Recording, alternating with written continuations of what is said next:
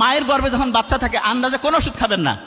মেয়েরা যারা আছেন দেখবেন যখন মা হয় তখন তার শরীরে হরমোনের বিভিন্ন চেঞ্জ হয়। এই কারণে মেয়েদের প্রথম প্রেগনেন্সির প্রথম দিকে দেখা যায় যে একটা মর্নিং সিকনেস, বমি বমি ভাব আসে। তা বিজ্ঞানীরা আমেরিকা ইউরোপে থ্যালিডোমাইড নামে একটা ড্রাগ বের করলো, যেটা মিরাকল। কি করে?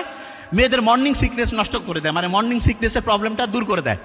ওই ওষুধ খেতে গিয়ে দেখা গিয়েছে 10,000-এর মতো বাচ্চা তাদের হচ্ছে ব্রেইনের ডেভেলপমেন্টের সমস্যা হয়েছে, এবং 10,000-এর বেশি বাচ্চা কারো হাত, কারো পা, ঠোঁট এগুলোর বিভিন্ন অঙ্গের সমস্যা নিয়ে পরবর্তীতে প্রতিবন্ধী হয়ে চ্যালেঞ্জড বাচ্চা হয়ে পৃথিবীতে আসছে। এই জন্য মায়ের গর্ভে যখন বাচ্চা থাকে আন্দাজে কোনো ওষুধ খাবেন না। খুবই ইমানদার ডাক্তার দেখে একেবারে বুঝে শুনে। অনেক সময় মায়ের গর্ভে যখন বাচ্চা আসে তখন দেখা যায় যে ডায়াবেটিস হয়। কি করে?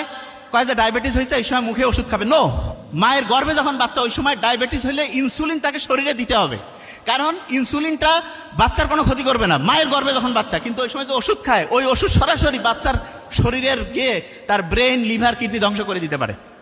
মায়ের গর্ভ থেকে যখন পৃথিবীতে বাচ্চা আসলো, আল্লাহ ওই বাচ্চাকে খাওয়ার জন্য মায়ের গর্ভে ওই একটা কানেকশন লাইন বানাইছিল, যেটাকে বলে অমরা।